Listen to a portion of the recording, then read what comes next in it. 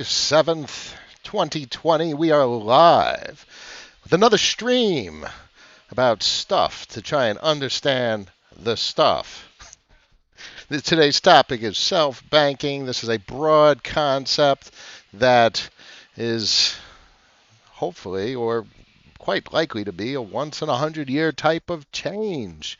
When previous empires have gone through decline, fall, transition, they were better, but this is a whole different time. The technological progress that has been made over the last 20 years, what, 1990, yeah, 2000, is just a whole nother level as compared to the way things have played out historically. It's not just the fall of an economy anymore and the birth of a new one. This is overwhelmingly different in all regards. This is technological economy, and that's what we're heading down the road towards. Absolutely fascinating. Taking a look at the comments real quick. I see the crew is in the house. Digiglide, Lewis, Joshua, Did you buy to just nibble? Igor. Hi everyone, welcome. Yeah, help me, Tom Cruise. Woo! Welcome everyone. Um, I like these new intro screens that I've been working out. Got to make them a little. It needs a little bit more polish. I'll figure that one out. Welcome, welcome. Okay, so I want to hit on a couple of things real quick. So the only small caps that I'm really in are pretty much two. I used to have a Komodo position, but I dropped it. It does have a staking component, so you do get gains on it. But pretty much just BlockNet and StakeNet. StakeNet has been on a run. It's like 70% in the last week. It's down huge, obviously, since 2017, as with almost all the UTXO projects. But StakeNet has some crazy stuff going on. Both StakeNet, BlockNet, and Komodo are really close with their UTXO atomic swap capabilities. And guys, that's DeFi. So everything you've heard out of my mouth and what you see on the internet is straight up Ethereum-based DeFi, and a little bit of Polkadot and Cosmos trying to get into the mix, but that's all stuff not in UTXO territory. So that's yet to hit. But back in 2017, it really all started with UTXO atomic swap promises, and this is going to happen. It's inevitable, and this will be the intent of it was the competition to centralized exchanges, and really the ability for individuals to directly swap assets with one another without having to go through a deposit, an exchange, and then a withdrawal process and KYC and all that ridiculous nonsense that's not necessary, technologically speaking, at minimum. Um, so StakeNet's pretty hot. StakeNet has a light multi-wallet. BlockNet's going with a light multi-wallet. Komodo's doing crazy stuff. So BlockNet is the smallest market cap of all of them. It's pretty much an $8 million market cap. It's a very relatively expensive service node. StakeNet is a cheaper service node. Um, StakeNet service nodes are running 3,200 give or take. You need a 15,000 XSN for the node. BlockNets are more expensive. I think they're above five at this point. Komodo doesn't have nodes, but just wanted to throw that out there. Let's take a peek. So this morning, BlockNet responded to Curve. So this is where I see things potentially popping off.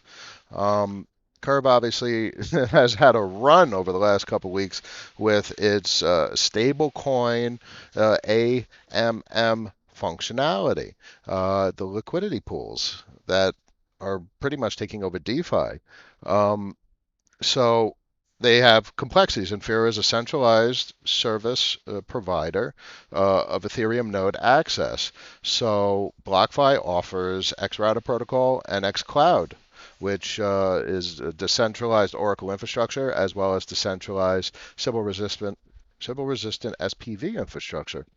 So these are the type of technologies that there's no reason liquidity pools can't look to. Clearly, the vast majority of their infrastructure is operating on smart contracts directly on Ethereum. But they have websites, and these are dApps, which means there's a server. There's a centralized component to at least the user interface, and that means that server can have a BlockNet service node deployed, which can provide extensive assortment of features and functionality to these DApp implementations. Um, and there's no competition to BlockNet in this regard. There is absolutely no one at all in all of crypto that has any functionality even remotely comparable to XRouter and xCloud services. And with the BlockDX exchange, they have an order book. So there really is all the components available just in BlockNet for AMM, for decentralized UTXO node information through the xRouter protocol, and through API, real world information through the xCloud protocol, which is comparable to Chainlink. Just food for thought. These are very important to understand that this is a small cap. And when you have a small cap, there's always risk reward. And even with the mid caps and the large caps, there's risk reward. We've seen 90% retraces with Bitcoin. So these are just important considerations. And portfolio balance, as we've discussed, everybody, please do consider, always do your due diligence and be diversified in gold, silver, and likely some other assets. I'll get to that more at the end of the conversation. Let's take a look at the comments. A lot of hellos, a lot of yo-yo-yos, and what's up? My pleasure. Noah Coin. It would be interesting to have a governance token, but I'm not quite sure if there's a simple, like a turnkey solution. And I definitely don't have the time right now to do that kind of coding. But there's no reason I couldn't do it. It would be a free distribution. Maybe every video someone gets a token, but and it's free, so it wouldn't be a security in that regard. I'd be giving them away, and then the market with the AMMs, with Uniswap, people throwing them on exchanges, setting the market rate. So that'd be quite interesting, actually. No reason that can't be done aside from time. Tinkering in the garage. David's in the garage. Yeah, much a pleasure. DGB seems to be itchy to break out. DGB is always itchy to break out. DGB is a fundamental UTXO technology, and there's no reason not to have at least a position for the long term. Just have it and forget about it, because if it hits, the odds are when it hits, that's going to be a heck of an asset to have. Let's take a look at Kyber real quick. Kyber is fresh off the press with their Kyber DAO release. This thing has been running in a straight up descending wedge for a long, what is that? Almost a day now. Absolutely incredible. So we just had the Dow launch. It's in a ridiculous descending wedge. This is a bullish pattern, especially coming off a 900% bullish run for the last couple of weeks, or however long, maybe even a year at this point. But the point is, this isn't a massive bullish trend. This is a bullish pattern, which leans towards continuation. Let's see. I mean, obviously, we're getting. No, it's not that bad. It might test the lower trend line, but it's something to keep an eye on. There's risk and reward associated with all investments. Uh, you know, Suffice it to say, there's about $6.4 million already staked. There's about 4%, give or take, of circulating supply of Kyber network. So we have a 4% supply disruption of available Kyber that could even be potentially traded. We have a descending wedge, which is a bullish continuation pattern coming off a massive bull run of 900 plus percent. You know, if it breaks down from here, that'd be weird. Not that it's impossible, but that'd just be weird, guys. And that's just, it's, anything's possible, but that'd be just weird. So here's the Kyber DAO, kyber.org/vote. Boom, boom, easy peasy. You got real time everything going on over here. You got the rewards and all this accumulation of value that's either going to be burned or distributed accordingly, according to the rules. You got timers down here for the epochs. And we'll have some voting that we could do here. It's very simple to participate. You just click the Get Started button. You select any of your favorite wallets. I check MetaMask. It connects. Bing, bada, boom. You click Stake, and you pop in some Kyber, or however much you have, and you click Stake. And you're going to have your two transactions, your approval transaction, and then your transmission transaction. And that's really all there is to it. You're going to see your stake up here. It's tied to your address, your wallet address, and you can withdraw it at any time. And it's a completely permissionless system. The rewards are automated. They go directly to your account and all this fancy stuff. There's a very simple presentation, and I see no reason that you can't participate directly in the DAO. Obviously, there's the great services that have been talked about of late to delegate voting rights to more automate the process. But I like participating. I think it's important to participate in things like this. Um, Lewis says, BlockNet, can you give a quick example of how you'd use it with regards to its many mission functionality? Yeah, well, BlockNet, as I said, I don't want to take too much time. I want to hit up I have a lot of topics, but BlockNet could be thrown in, a daemon could be thrown on a server and provide RPC connectivity to DApps.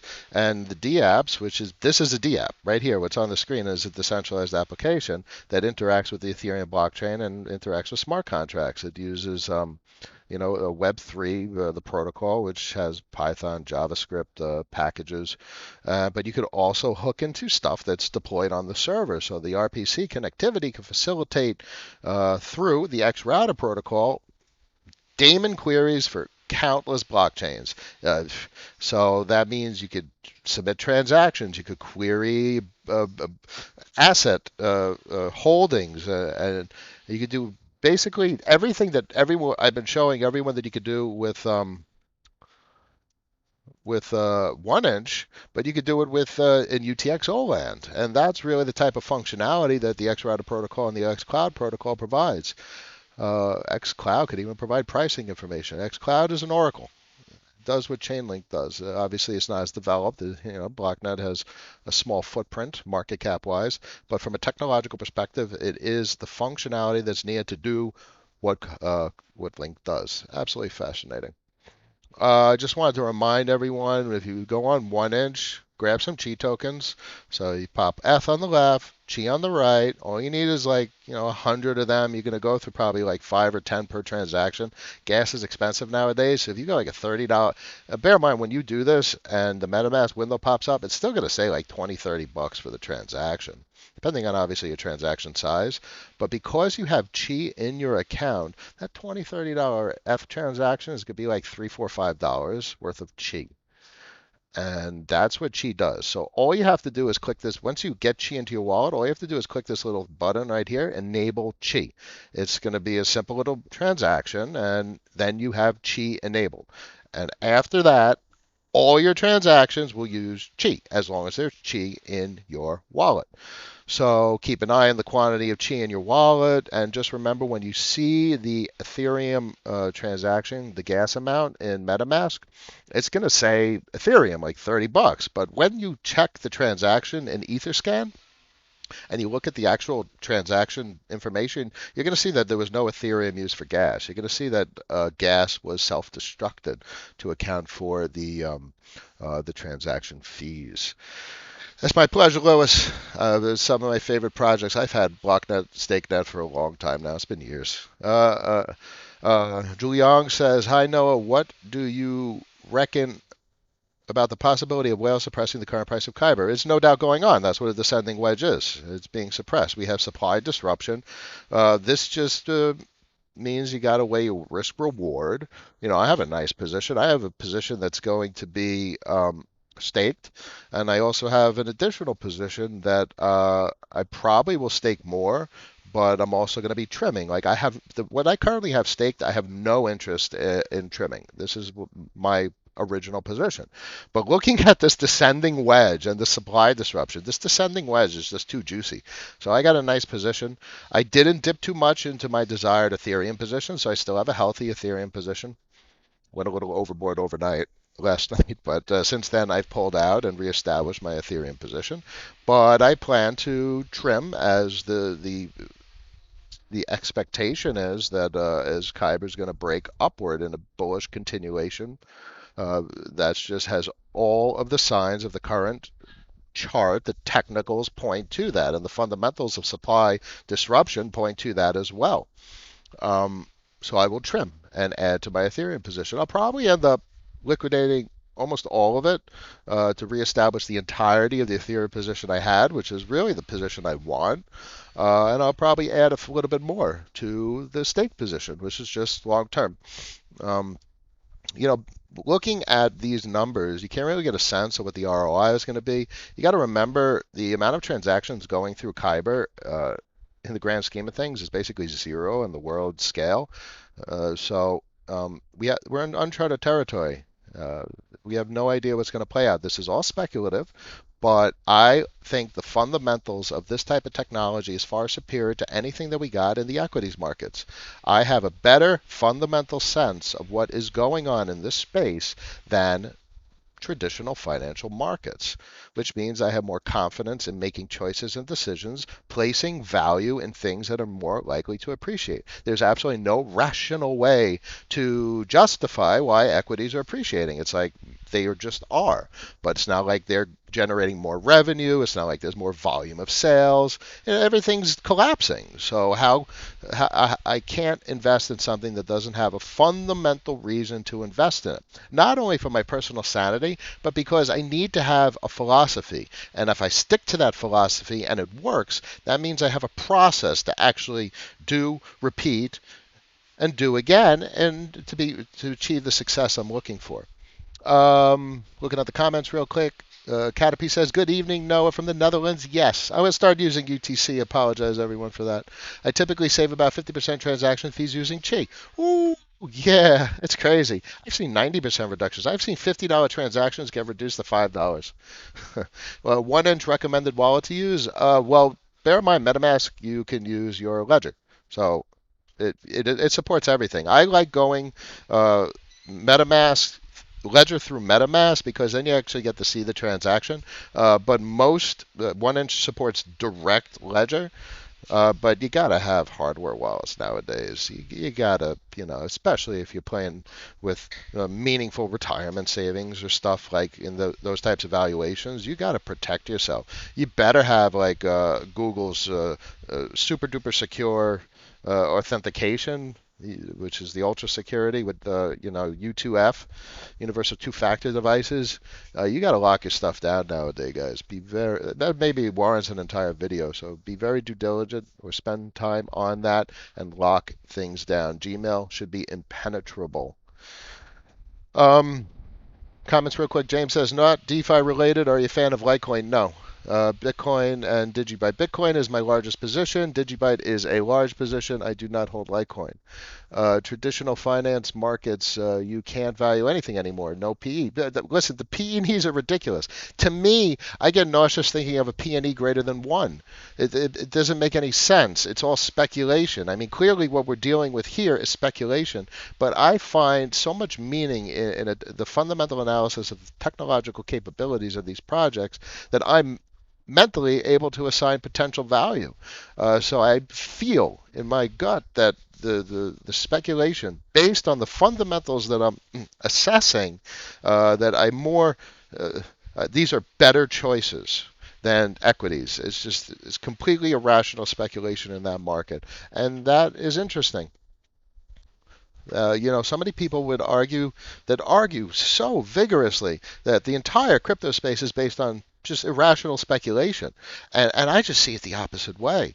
I see it, for me, it is just the rational choice, these types of investments as compared to equities.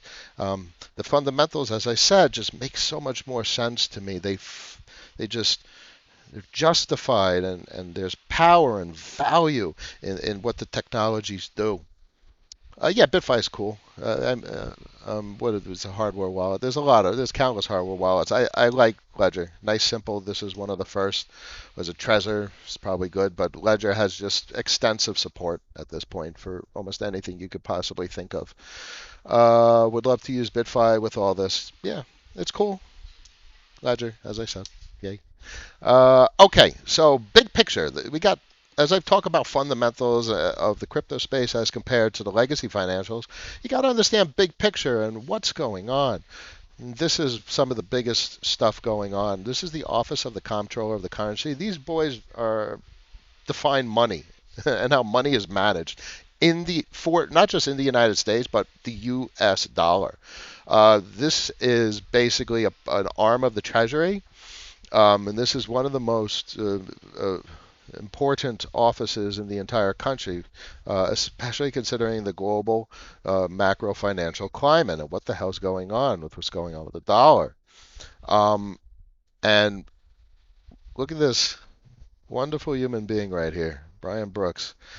All you have to do is Google his name and listen to him talk. This man is extremely intelligent. He is extremely rational.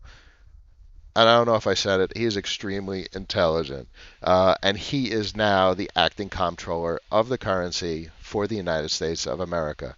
Um, you know, as I always say, listen to the smartest people in the room.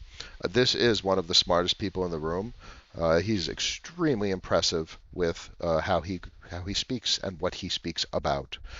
This gentleman, as you can see on his LinkedIn, was the chief legal officer of Coinbase, who was responsible for the legal framework pretty much surrounding USDC, the stablecoin USDC, and if you combine his previous role with what you hear coming out of his mouth when you watch his videos on wherever you find them, with his current role as the person in charge of money for the United States of America, you kind of, it's not even an assumption at this point, you kind of see the direction that things are going to head.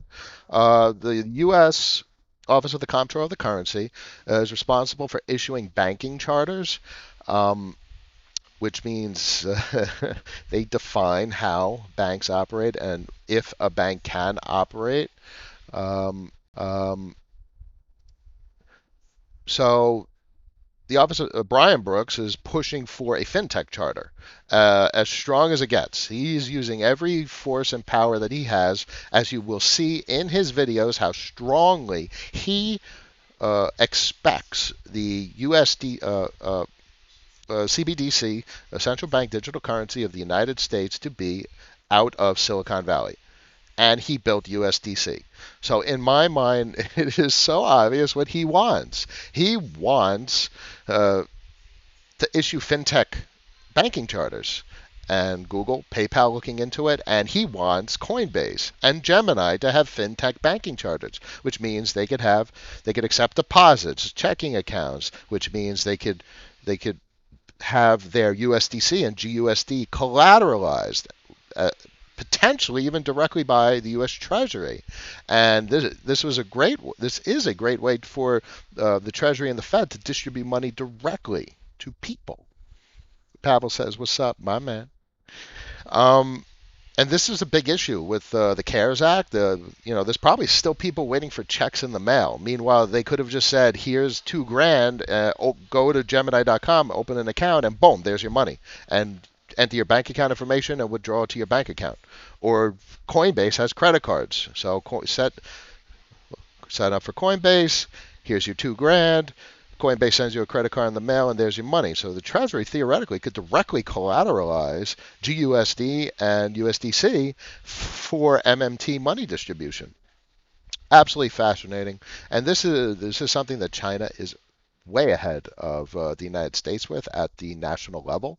And it is very much well suited for the United States to use Silicon Valley technology in obviously the best way possible. It would take 100 years for the U.S. government to build out the infrastructure that Ethereum, Coinbase, and Gemini have, whereas you could imagine if U.S. Office of the Comptroller of the Currency, the Treasury, and the Fed use already existing infrastructure that's been in testnet for 5+ years. Ethereum has been online, operating at a global level for years. I consider all this stuff testnet. It has proven itself. This can work, and they're going to want to use it because it already exists. They don't have to build it. So the states, New York State particularly, blocked the original fintech charter that the U.S. OCC was pushing for, and obviously the U.S. OCC is appealing it, and this was earlier this year. Um, the states are fighting for control. New York State obviously has the strictest cryptocurrency regulations in the entire country, and there's a lot of politics involved. Chico Crypto goes into a lot of the politics involved with literally this particular scenario, the individual persons that have potential vested interest in the outcomes. But you know, he's he's going for it. This guy's going for it, Brian Brooks. Where's the word that he said? What did he say? He said it on Twitter. Here, let me get it. Check this out, guys. Check this out. Where is it? I'll find it. No. Oh, oh. I guess it is busy around here. Oh, come on. I wish I had it up here. Uh, Brian Brooks says, we're in the middle of a great unbundling of the financial system. I spent the last 2 years at Silicon Valley. I want to deliver on all this while I have the window to do it. He wants to not break up the banks, but he wants to expand and go digital. He wants to change how money is handled in the United States, which will affect the global system. Absolutely fascinating. Fascinating, crazy, exciting. I'd like to remind everyone, since we're at the end of the stream, how freaking volatile this stuff is and how fragile what's going on. Now, I'm not a perma bull, so to speak, but I'm a realist. The velocity of money has collapsed. We're going back to 1960s in this chart, and in Q1 2020, it was collapsed, and that was pre-virus implosion. So this thing is probably at zero, um, which means the entire world economy runs on velocity of money, lending, borrowing, deposits in bank accounts. Velocity, think about it, the flow of money churning. The second money stops, all the momentum stops. So there's great systemic risk. Now, if the system implodes, it takes everything with it, including crypto, including banks, including deposits in banks. Um, it doesn't take gold that you have in your possession, or silver that you have in your possession, or crypto that you have in your possession. But the value of them are going to get destroyed. It doesn't matter what you have. So don't fear a collapse of the system because you can't do anything about it. If the system collapses, everyone's value is destroyed. The value of housing prices will be destroyed, but the system will be rebuilt, which is inevitable. And it's inevitable to be rebuilt if it crashes and collapses or not, which is exactly what Brian Brooks is trying to destroy to achieve with what what he's pushing for. Now, keep in mind, they're scared at the Fed and the Treasury and the entire government. They don't want it to collapse. Nobody wants it to collapse because it'll be brutal. So that's why they're printing all this money, which they're kicking. This is a kick the can. It's an entire kick the can type situation, and they're kicking it as hard as they possibly can, hoping they could get out the other side and start to probably retrofit new components. And if I don't think it's going to be like 2008. I think we're going to come out of this in the next couple of years with a very different world of financials globally, especially with what China's doing, especially with the cryptocurrency space and its potential capabilities, especially in the short term with what Brian Brooks is pushing for. We need change, and they know it, and they're scared just like we should be individually. So, as I've said many times, stay diversified. Gold, silver. If you want to be a little risky, do the gold miners, the silver miners, streamers, gold miners, gold streamers, so on and so forth. Those are decent equity positions. Um, I wouldn't touch equities with a 10-foot pole unless you have a strong fundamental analysis that you could apply. And clearly the crypto, and stick to this channel, and we'll talk more and ask me questions and ask yourself questions, and we will keep talking about crypto and the potential it has. 1 minute left. Nick says, "Hi Noah, how would you go about using DeFi to create a decentralized stablecoin using Blocknet?" Complicated topic. I don't think we need any more stablecoins. I think that this. I don't know, not off the top of my head. A decentralized stablecoin using Blocknet. Um, I don't have a quick answer for that, my friend. Catch you later, Lewis. It's always a pleasure. Thank you, everyone, for joining. This was a good topic. It really brings a lot of the big picture together, along with some crazy stuff that's going on. Kyber Network coming out strong. Well, BlockNet and StakeNet, two old school names that have so much potential and are underappreciated. Thank you, Brian Brooks, if you ever watch me. You are the unsung hero, and I'm sure no one thanks you, but for the few that see what you think, what you say, and what you want to do, we are all supporting you because you're trying to make a difference. Very good man, very good mind. Thank you everyone for joining. I will see you tomorrow. Hit me up on Twitter, questions, topics. I'll probably put out a poll. See you tomorrow. Peace.